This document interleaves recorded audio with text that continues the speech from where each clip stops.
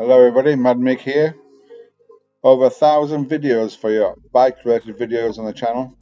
This is just a quick one, just to show you how you're supposed to use your main stand.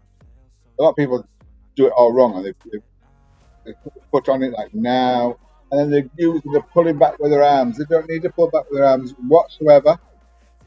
All you have to do is put your weight on the arm itself. You your weight on the arm, put it onto the floor, and then just press down on the arm with your weight. It automatically sends the bike backwards. This is a quick video. Like I said, there's over 1,000 videos for you to choose from. Look in my playlist.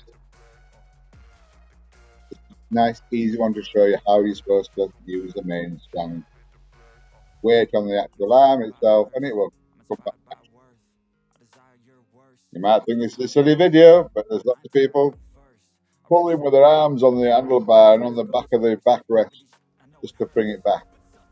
Do it. Right, all done. Mad Mix sign out. I will see you later. Bye bye.